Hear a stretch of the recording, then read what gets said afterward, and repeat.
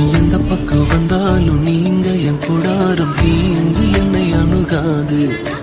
துர்ச்சன பிரவாகம் சூழ்ந்திட நின்றாலும் துணியும் என்னை நெருங்காது. சிறு வெள்ளாட்டு கிடை போல் கிடந்தே நிழலில் என் தஞ்சம் கொண்டே. உயர் மலையோ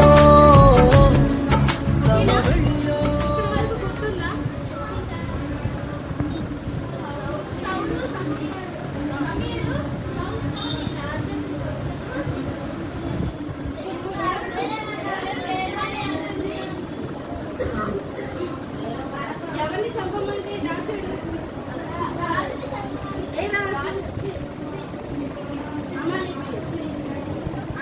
ఆయన ఒక పశువుల్ని ఆయన రాజుని ఉంచాడు. ఎందుకని అడిగితే ఏం చెప్పాడు?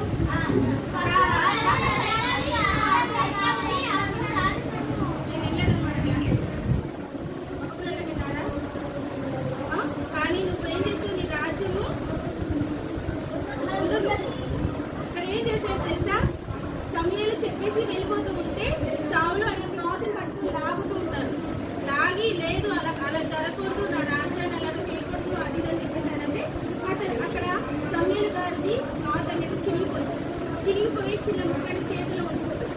అప్పుడు సమయాలు గారు ఏమంటారంటే, ఇదే సూచన, మీ చేతి నుంచి దేవుడు రాజ్యాన్ని తీసేసుకున్నాడు, మీకన్నా గొప్పవాడిని ఈ యొక్క ఇశ్రాయేలు మీద రాజుగా నియమిస్తాడు అని చెప్పేసి చెప్తాడు. ఆ రోజు నుంచి సమూయేలు చనిపోయేంత వరకు కూడా సౌలుని కలవడు. అప్పుడు అభిషేకించిన తర్వాత సౌలు మీదకి దేవుని ఆత్మ వచ్చింది కదా. ఎప్పుడైతే సౌలు చేతిలో నుంచి దేవుడు తన రాజ్యాన్ని తీసుకుంటాడో అప్పుడు తన మీద దురాత్మ అనేది ఉంటుంది. వింటానా? దేవుని అభిషేకం అనేది పోతుంది. అప్పటి వరకు కూడా దేవుని అభిషేకం తనకి తోడుగా ఉంది. ఎన్ని మిస్టేక్స్ చేశారు, క్షమించాడు కదా దేవుడు. కానీ మాట వినట్లేదు. ఇంకా ఇశ్రాయేలు మీద నిన్ను రాజుగా ఉంచాను. అయితే ఎవరిని నియమిస్తానని చెప్పారు? సమూయేలు చాలా బాధపడుతూ ఉంటాడు. సమూయేలు చాలా బాధపడుతూ ఉంటాడు. అప్పుడు దేవుడు ఏమంటాడంటే, ఎంతకాలం నువ్వు బాధపడతావు? నువ్వు బాధపడద్దు, నువ్వు ఎక్కడికి వెళ్ళమంటాడు? బెత్లెహేము వెళ్ళమంటాడు. అక్కడ ఎవరి కుమారుల్ని? యెష్షయి కుమారుల్లో ఒకరిని నేను రాజుగా నియమిస్తానని చెప్పేసి చెప్తారు. ఓకేనా? అయితే తను ఏమంటాడు? నేను వెళ్ళినట్టుగా సౌలు తెలిసి నన్ను ఊరుకోడు కదా, నన్ను చంపేస్తాడేమో అని అంటే, అప్పుడు దేవుడు ఏమని ఆలోచిస్తాడంటే, నీవు అక్కడికి వెళ్ళి బలి అర్పించడానికి వెళ్తున్నానని చెప్పు. అక్కడికి యెష్షయిని పిలుస్తున్నాను, ఆ బలిని. ఆ బలి కొరకు అక్కడ అందరూ వస్తారు కదా, ఊళ్ళో వాళ్ళందరూ వస్తారు కదా. అక్కడ యెష్షయిని పిలవడానికి వెళ్తున్నా. ఒకవేళ అడిగితే, కానీ అక్కడ అడగదు. కానీ ఒక ఆలోచన అనేది దేవుడు తనకిస్తాడు. అలాగే తను బయలుదేరి వెళ్తాడు. ఎక్కడికి వెళ్తున్నాడు? బెత్లెహేముకి. ఎవరి కోసం వెళ్తున్నాడు? కుమారుడికి. అంటే అక్కడికి తనకి తెలియదు దావీదునే రాజుగా ఇస్తానని చెప్పేసి తనకి సమూయేలుకి తెలియదు. సౌలును చూసినప్పుడు దేవుడు ఏం చెప్పాడు? ఇతనే నేను కోరుకున్న రాజు, ఇశ్రాయేలు మీద రాజుగా నియమిస్తానని చెప్పేసి. అలాగే యెష్షయి కూడా, సమూయేలు కూడా యెష్షయి కుమారులను చూసినప్పుడు కూడా తెలియదు ఎవరిని ఇస్తారా, ఇతనేనేమో అని తన కుమారులంతా యెష్షయి తీసుకొస్తున్నప్పుడు కూడా సమూయేలుకి తెలుసా దేవుని ప్రణాళికలు ఎవరున్నారు? దావీదు ఉన్నాడు. ఎవరున్నారమ్మా? దావీదు ఉన్నాడు. ఓకేనా? ఎక్కడికి వెళ్తున్నాడు? చెప్పాలి. ఓకే. ఇక్కడ యెష్షయి తన కుమారులందరినీ తీసుకొస్తారు. మొత్తం అందరినీ తీసుకొస్తుంటాడు. మొత్తము తనకి 8 మంది కుమారులు, 8 మెంబర్స్. ఎంతమంది? యెష్షయికి ఎంతమంది కుమారులు? 8 మెంబర్స్. అయితే దావీదు ఎక్కడుంటాడంటే గొర్రెలు కాచుకుంటూ ఉంటాడు అడవిలో. అయితే అప్పుడు యెష్షయి ఒక్కొక్కరు ఫస్ట్ కుమారుని, సెకండ్ కుమారుని అందరిని తీసుకొచ్చి సమూయేలుకి చూపిస్తూ ఉంటాడు. అప్పుడు సమూయేలు దేవుడు స్వరం వినపడుతుందేమోనని, దేవా ఇతనేనా అని చెప్పేసి అడుగుతుంటే దేవుడు సమాధానం చెప్పడు. ఇతను కాదు అని చెప్పేసి అనుకుంటాడు. అయితే అక్కడ ఏం జరుగుతుందంటే, ఇంకా నీకు ఎవరు లేరా కుమారులు, ఇంకా ఎవరు లేరా అని చెప్పేసి ఎవరు అడుగుతున్నారు? సమూయేలు ఎవరిని అడుగుతున్నాడు? అయితే యెష్షయి అంటాడు, నాకు ఆఖరి కుమారుడు ఉన్నాడు, తను అడవిలో ఏం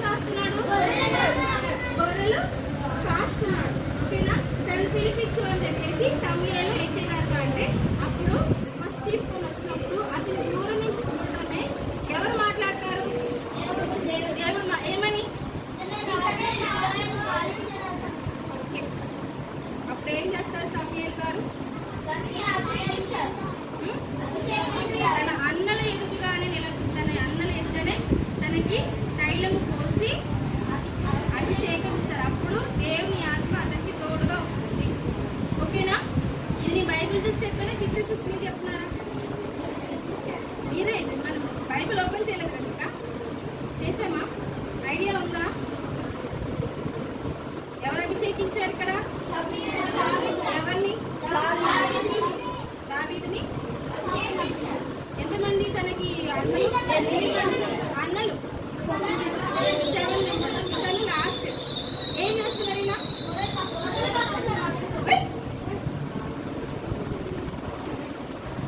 సమూయేలు గర్ల్స్ చెప్పాలి. దావీదుని అభిషేకించారు రాజుగా. రాజు అయిపోయాడా? కానీ ఇక్కడ సౌలు ఇంకా ఉన్నాడు కదా, ఈ ప్రాసెస్ జరగాలి కదా. సౌలు అక్కడి నుంచి ఉండకూడదు, దావీదు సింహాసనం ఎక్కాలి, చాలా ప్రాసెస్ జరుగుతూ ఉంటుంది అనమాట. ఓకేనా? అయితే ఇప్పుడు గొర్రెలు కాస్తున్నాడు కదా, ముందు సౌలు ఏం కాసేవాడు? గాడిదలు చెప్పుకున్నామా? సౌలు ఏం కాసేవాడు? గాడిదలు. దావీదు గొర్రెలు. ఎవరి కుమారుడు? సౌలు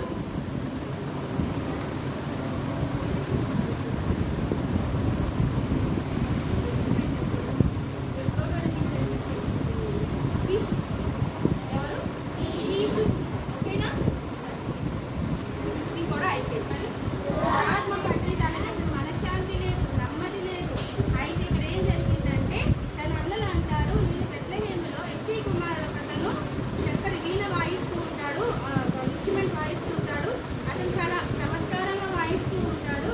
అతన్ని తీసుకువచ్చి ఎవరి దగ్గర తీసుకొద్దాం? సౌలు దగ్గర తీసుకొద్దాం అంటే అప్పుడు ఫస్ట్ సౌలు దావీదుని చూస్తాడు. దావీదు వాయించి ఆ ఇన్స్ట్రుమెంట్ వినగానే తనలో ఉన్న దురాత్మ అనేది వెళ్ళిపోతూ ఉంటుంది. నాతాను తీసుకొస్తాడు. నాతాను ఎవరు? సౌలు కుమారుడు. ఎవరు నాన్న? సౌలు కుమారుడు నాతాను తీసుకొచ్చి దావీదుని తీసుకొచ్చి ఏం ఇన్స్ట్రుమెంట్ ప్లే చేస్తున్నారు అక్కడ? గిటార్ లాంటిది ప్లే చేస్తున్నారు. ఆ ప్లే చేసినప్పుడు ఇతనిలో ఉన్న దురాత్మ అనేది పోతుంది అనమాట. అలాగా తనకి అలాంటి సిచ్యువేషన్ వచ్చినప్పుడు అలా దురాత్మ పట్టినట్టుగా ఆయన ప్రవర్తిస్తున్నప్పుడల్లా కూడా ఎవరు వచ్చేవాళ్ళు? దావీదు వచ్చి ఇన్స్ట్రుమెంట్ ఏంటంటే గిటార్ ప్లే చేసినప్పుడు తనలో ఉన్న, అంటే మనము సాంగ్స్ పాడతాం కదా, దావీదు కూడా మంచి సింగర్ అనమాట. తెలుసా? దేవుణ్ణి ఆరాధిస్తాడు బాగా. మరి మీరు ఆరాధిస్తున్నారా? తను ఆరాధించిన విధానాన్ని బట్టి తనలో ఉన్న దురాత్మ అనేది పోతుంది. మనము కుటుంబ ప్రార్థన జరుగుతున్నప్పుడు పాటలు పాడుతున్నారా? పాటలు పాడాలి, మీరే పాడాలి. ఓకేనా? సరే, ఇక్కడ వరకు ఓకేనా? ఇక్కడ వరకు అర్థమైందా?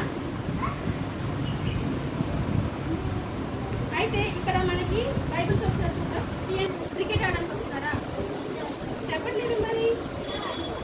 ఓకే, మనకి ఇప్పుడు నేను చూపించిన పిక్చర్తో పాటు సమూయేలు మొదటి అధ్యాయం 16వ అధ్యాయం వినాలి. సమూయేలు 1:16వ అధ్యాయం వరకు ఇప్పటి వరకు మనకు అయిపోయింది. పిక్చర్స్తో పాటు మీకు క్లియర్గా అర్థమైపోయింది. నెక్స్ట్ 17వ అధ్యాయంలో మనం ఉన్నాం ఇప్పుడు. ఇక్కడ చూడండి, ఫిలిష్తీయులు చదవాలి ఎవరైనా బైబిల్ రీడింగ్. ఫిలిష్తీయులు తమ సైన్యాలను యుద్ధములకు సమకూర్చి 4వ వచనం చదువు. గాతువాడైన గొల్యాతు దావీదు స్టోరీ ఎంతమందికి తెలుసు?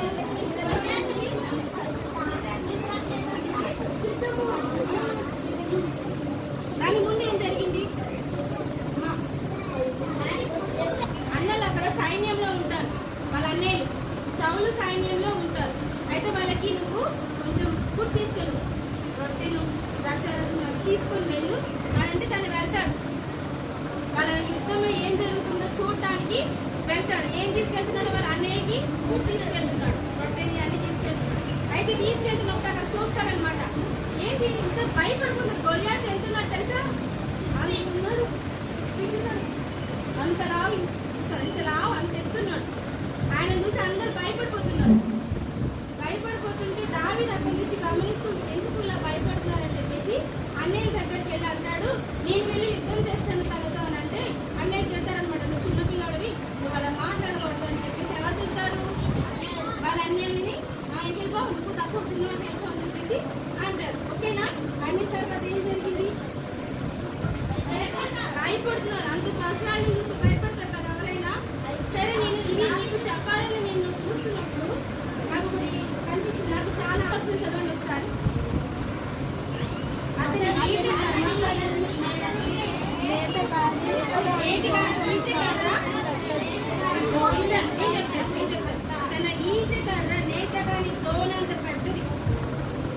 పెద్దది.